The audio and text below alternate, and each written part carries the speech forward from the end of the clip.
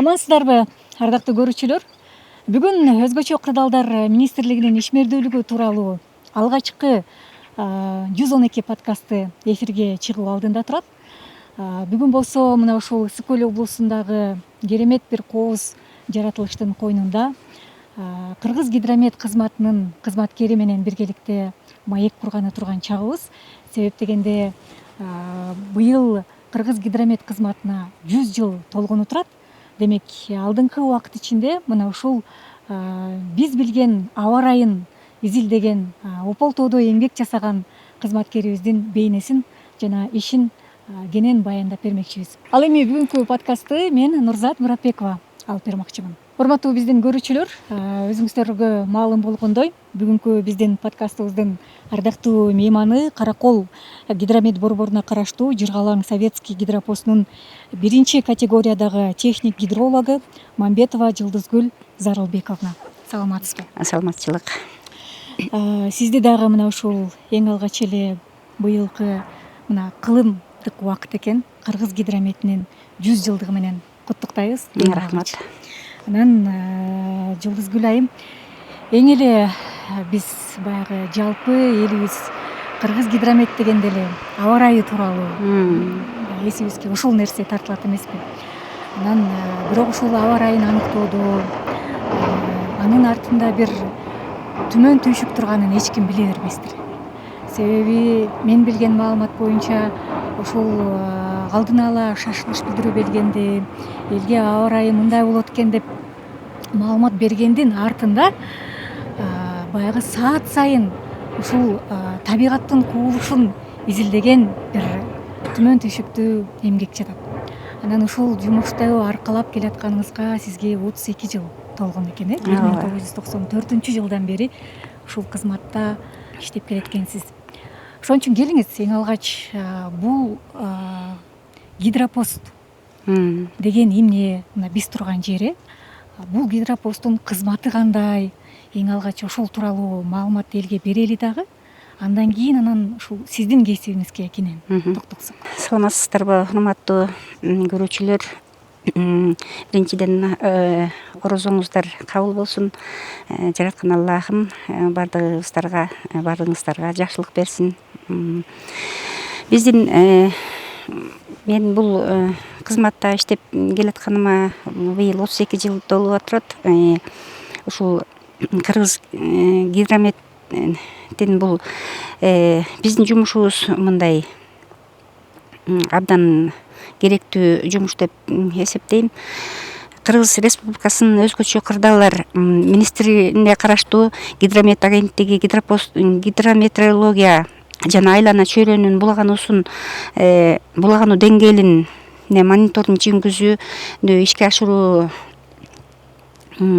ведомствосу болуп саналат. Бул биздин милдеттерибиз бул гидрометеоролог курулуштардан коргоо, болжолдоо, аба ырайынын, дарыя, суулардын жана суу сактагычтарга суунун агымынын болжолдоолорун, кар көчкү коркунучунун болжолдоолорун, агрометеорологиялык болжолдоолорду, жайратылыш чөйрөсүнүн жогорку жана өтө жогорку булганышынын болжолдоолорун берүү болуп саналат. Өзү гидропостто жумушуңуз кандай башталат? Жөнөкөй тил менен түшүндүргөндө элге баягы маанилүү маалымат болгон аба ырайын аныктоодо, божомолду берүүдө сиздин иш күнүңүз кандай башталат?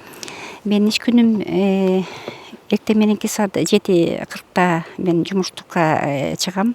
Келип посттон биздин рейкалар бар. Ошо рейкалардан суунун деңгээли канча экенин өлчөйм рейка менен. Анан суунун температурасын өлчөйм, абанын температурасын өлчөйм, жаанды атайын биздин водомерный ведро бар, ошон менен стаканчык менен өлчөйбүз. Аба ырайынын кардын калыңдыгын кышкы убактарда туман басып турабы, ошолорун карайбыз, байкоо жүргүзүп, шамал болуп атабы, ошолордун баардыгын карап, температураларды өлчөп, абанын температурасын, анан кийин биздин өзүбүздүн атайын книжкабыз бар. Ошолго жазып туруп анан кийин эртең мененки саат 8-де Каракол гидро борборуна беребиз. Анан ушундай эле байкоолорду жүргүзүп кечкисин дагы саат 8-де беребиз. Эгерде өзгөчө кырдаалдар жаралуу коркунучу болуп турса, мисалы үчүн жазгы убактарда суу кирген убак болуп калат бизде. Апрелден баштап суу кире баштайт. Ошол учурда коркунуч туудурулса, биз токсоосуз түрдө штормовой беребиз. Жаан өтө катуу жаап аткан болгондо, бизде нормадан ашык жаап атса, ал учурда дагы биз штормовой берип турабыз. Демек, Жылдызгүл айым, айтсаңыз, бул гидропостто ушул Кыргызстандагы, анын ичинде ушул биз турган жердеги Ак суу жергесиндеги суунун көлөмү жыл сайын ошол суу канчалык болуп атат, тартылып атабы, жанагы жаандын жаашы, анын негизинде ошол аба ырайдык божомолдорду изилденет экен да. Негизги биздин жумушубуз ушу суу канчалык көлөмдө агып атат. Мисалы үчүн 1 секунд аралыгында канча куб суу кетип атканын өлчөйбүз. Атайын вертушканын жардамы менен өлчөйбүз. Аппарат бар. Ошол аппараттын жардамы менен өлчөп чыгарып анан кийин берип турабыз. Бул суунун температурасын өлчөйбүз. Анан ушу суу эме учурунда, паводок учурунда, суу кирген учурда бизде негизи апрелде кире баштайт. Ошол учурда өзгөчө коркунуч жаралып атса, суу өтө чоң деңгээлде агып жаткан болсо, аны ушу шторм берип турабыз. Мисалы, ошол суунун агышы, агымы деп атпайсызбы? Эгер көп болуп атса, анда кандай шашылыш билдирүү берилет? Эмнеден кооптонсок болот? Бул жээктерге суу ташып чыгып кетет дагы. Ошо айыл ичиндеги жанагы сууга черлерди капташы мүмкүн. Каптоо коркунучу күтүлөт да. Ошогон биз шашылыш түрдө билдирүү беребиз. Анан чара көрүлөт. Жаан катуу жааганда дагы суу көп келет. Ушу жаандын эсебинен дагы суу көп келиши мүмкүн жайкы учурларда. Ошол учурда дагы биз шашылыш түрдө беребиз да, шторм берип турабыз. Негизи, демек, бул гидропосттордун орду, мааниси өтө чоң экенин өтө чоң да. Анан суу сактагычтарда канчалык суу көлөмү жакшы болсо, электр энергиясы кубаттуулугу тартыштык болбойт да. Ошон үчүн, демек, мисалы, энергетика министрлиги дагы бизден маалыматты алып атпайбы? Ошон үчүн ошол жерди мындай кененирээк айтып кетсеңиз, суу сактагычтагы, дарыялардагы суунун көлөмүн аныктап беребиз деген мааниде. Бул 20-кылымда Ысык көлгө 101 дарыя куйган болсо, азыркы убакта 34 эле дарыя куюп калды. Бул глобалдык жылуулук, климаттын өзгөрүшү, кургакчылык, мөңгүлөрдүн эриши, бул ушу суунун көлөмүнүн азайышына алып келип атат да. Бул негизи жыл өткөн сайын ушу суунун көлөмү азаюуда. Мурдагы жылдары биз көп көлөмдөгү суу акчу, азыр эми ага караганда бир топ эле аз агып калды суулар. Сиз байкасаңыз керек, 34 жылдан бери мына ушул жерде эмгектенет экенсиз. Кардын жаашы, жыл сайын жаандын жаашы салыштырмалуу азыр кандай болуп атат деп айтсак болот? Мисалы, кар азайдыбы же жаандын баягы жаай турган көлөмү көбөйүп атабы? Ошого мындай байкоо жүргүзүп айта турган болсок кандай божомол айта аласыз? Эксперттердин айтуусу боюнча жакынкы 50 жылда Орто Азияда мөңгүнүн запасы 30-40% пайызга чейин азайышы күтүлүп атат. Бул демек таза суунун көлөмү 25-30%га чейин азаят дегенди түшүндүрөт да. Бул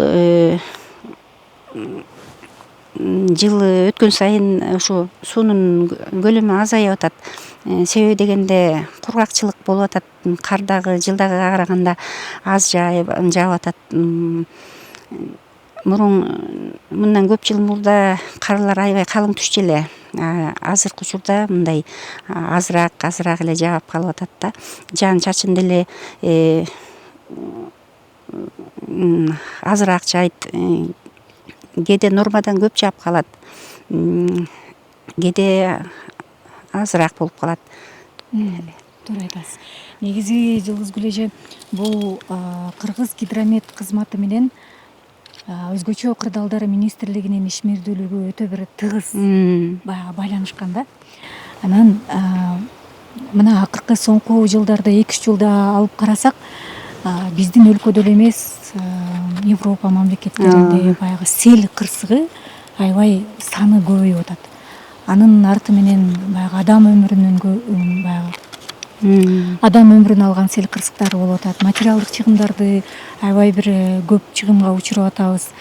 Бул табигый айттырбай келген сел кырсыгынын көп болушунун себеби дагы ушул айтты эле, баягы нормадан ашык жаандын жаашы деп. Анан сизди дагы ушул адис катары сурагым келип турат. Соңку жылдарда чынында эле мисалы 1 айда же 2 айда жаай турган жаандын нормасы бир күндө же бир 2 саатта жаап салган көп катталып атат да. Ушул жөнүндө айтып берсеңиз. Канчалык чындык? Бул нерсенин бардыгына бул жаратылыштын бузулуусу себеп болуп атат да. Мисалы үчүн өндүрүш объектилеринен чыккан зыяндуу заттар, машиналардан чыккан зыяндуу заттар, токойлордун жашыл массивдердин азайышы, булар көмүр кычкыл газын бөлүп чыгуусу аз болуп дагы аба булганып атат.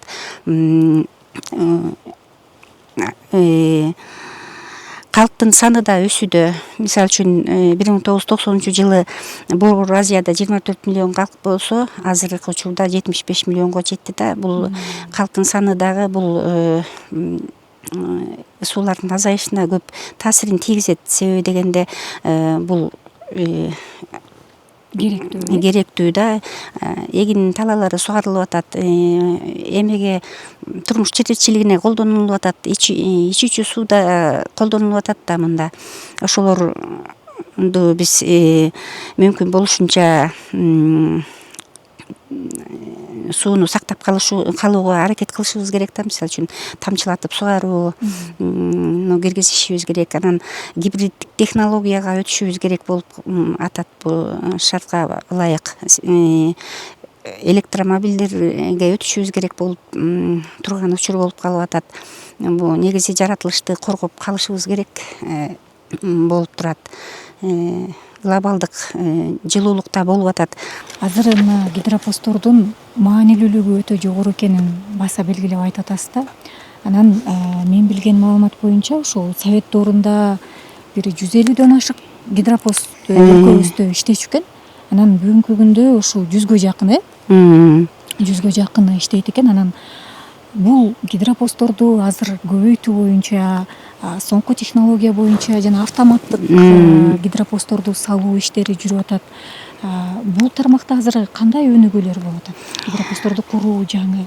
Ооба, гидропостторду мурунку иштебей калган бир топ гидропосттор иштебей калды эле да. Ошолорду кайра азыр калыбына келтирип атышат. Жаңы гидропосттор курулуп атат. Ошону менен бирге эле биздин ушу азыркы учурда 22 автоматтык станция курулган да. Бул автоматтык станция биздин гидропосттор берген маалыматтар менен параллель түрдө эле булар автоматтык станция берип турат маалыматтарды. Ошонун так маалыматтарды берип турат. Ушундай станциялар курулуп атат. замандын талабына жараша жаңы технологиялар кирип атат. Азыр жакшынакай мисалы үчүн бир 95% так маалыматтарды берүү мүмкүнчүлүгү түзүлгөн аба ырайы боюнча үйлөрдү да жаңылап куруп берип атышат. Шарттар жакшынакай түзүлүп атат, жакшы. Айым айтсаңыз, азыр бул жакта сиз турган жерде 2 станция бар экен. Бирөө кол менен баягы изилденет экен, бирөө автоматтык түрдө. Анан ушул экөөнүн берген маалыматында кандайдыр бир айырма жокпу? Экөө тең бирдей эле береби? Айырма болот, бир аз айырма болот. Мисалы үчүн биз деген муну мисалы үчүн абанын температурасын алсак, биздики бир аз 1-2 градуска айырма болуп калат да, автоматтык менен биздики 1-2 градуска мындай айырма болуп калат. Жаан дагы айырма болуп калат. Себеби дегенде биз жаанды мисалы үчүн жайкы убактарда жаан жаап өттүбү, биз аны деген өлчөп коебуз да. Өлчөп коюп кайра тиги чакан алып келип коюп коебуз аякачы. Кайра жаан жааса жааганга. Автоматтык станцияда болсо ал алынып эметилбейт да. Анан ошон үчүн ал баягы испаренияда болуп кетиши мүмкүн. Ошон үчүн кичине бир аз айырмалар бар. Демек баягы кол менен өлчөнгөн станциялардын берген маалыматы тагыраак болот да.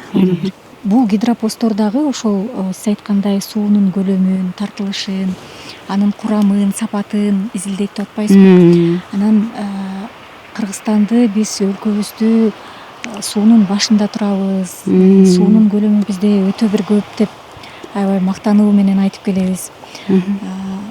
Бирок ушул акыркы кезде сиз айткандай окумуштуулар айтып атат, суунун баягы баасы алтындан да жогору. Таза суу өтө бир глобалдуу көйгөйгө айланат деп азыртадан коңгуроо кагып ушул окумуштуулар айтып атат.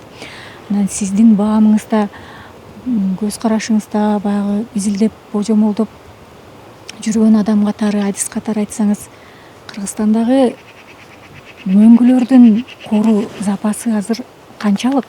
Баягы салыштырмалуу канчалык деңгээлде эрип азайып жатат азыр? Мөңгүлөрдүн эң зор очогу бул Кантоо жана Жеңиш чокуларынын тегереги болуп саналат да. Түндүгүнөн Тескей Ала тоо, түштүгүнөн Какшал тоо, чыгышынан Меридиан кыркатоосу жана батышынан Сары Жаз суусу чектелген жалпы аянты 1581 квадрат километрге ден ашык 340 мөңгү катталганда. Бул Кыргызстанда аянты 0,1 квадратный километрден жогору болгон 6516 мөңгү катталган. Бул демек Кыргызстандагы жалпы аянттын 4% түзөт. Бул мөңгүлөрдүн дагы саны да азайды. Бул баягы айтпадыкпы, бул глобалдык жылуулук, климаттын өзгөрүшү, кургакчылык, бул кен байлыктардын казылып жатканы, бактарактардын ушундай кыйылып жаткандары, адам санынын өсүшү, ушунун баардыгы ушу таасирин тийгизип атат да, мөңгүлөрдүн эришине. Запасы азыр мөңгүлөр 17-18% гана, аянты 17-18% азайып кеткен да мөңгүлөрдүн. Мөңгүлөр биз ушу августта барып келдик, бул эмеге Ак суу түргөн мөңгүсүнө барып келдик.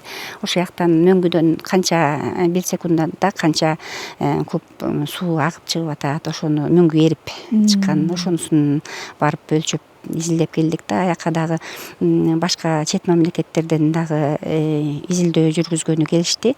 Швейцариядан келди, Тажикстандан келишти. Ошо мөңгүлөрдү изилдөөп, аякта дагы ушундай аппараттар менен рейкаларды өлчөшүп ушинтип ушул жака барып келдик. Ошондо дагы ушу абдан эле байкалууда да, ушу мөңгүлөр улам эрип азайып жаткандыктары байкалууда. Мөңгүлөр азыр мөңгүлөрдү изилдөөчү глансиологдор дагы улам көбөйдү. Мисалы үчүн биздин кошуна мамлекеттерге, Ташкентке, ушу Тажикстандарга, Казакстандарға барып чогуу пикир алышып, изилдешип ушундай байкоолорду жүргүзүшүүдө. Ушу мөңгүлөрдү канткенде сактап калабыз деген чоң проблемаларды чечишип жатат да. Ошондой баягы ири чогулуштарда окумуштуулардын кандай баягы божомолдор айтылып, аны сактап калуу боюнча кандай жолдорду айтып жатышат сунушта? Мында эң негизгиси бул жаратылышты, ушу мөңгүлөрдү сууну сактап калыш үчүн эң биринчи кезекте токой жашыл массивдерди отургузуу керек. Эң биринчи милдет ошол болуп турат да. Булардын себеби дегенде бул жаратылышка пайдалуу болгон эмелерди, суунун баягы жээктерди кармайт. Булар суу ташкындарынан тоскоолдук келтирет. Биз гидропосттордун ордуу маанилүүлүгү тууралуу бир жакшы кеп куруп атабыз. Анан сиз айтсаңыз, азыр биздин өлкөгө дагы канча гидропост курушубуз керектелет? Азыр бизге дагы көп эле гидропост куруу керек болот. Себеби дегенде суулардын улам деңгээли азайып атпайбы? Ошол канча суу агып кетип атат, ошолорду өлчөгөнгө ошо гидропосттор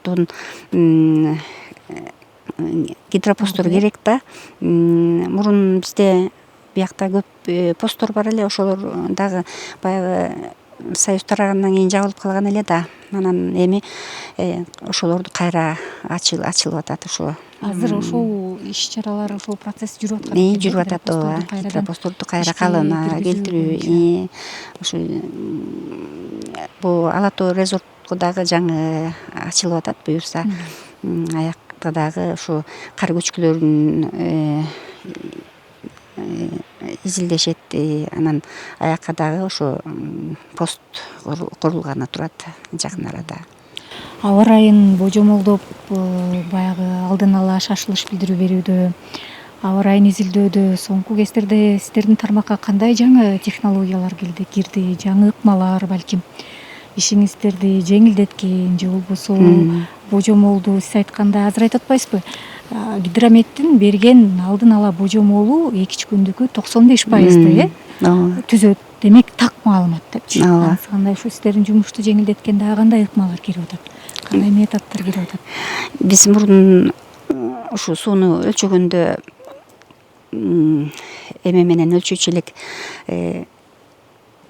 сигнал берип турчу да. Ошо сигналды санап туруп анан чыгарчык секундомер менен өлчөпчү. Анан азыркы учурда ошо алардын ордуна жаңы ISO келген. Ошол менен өлчөйбүз.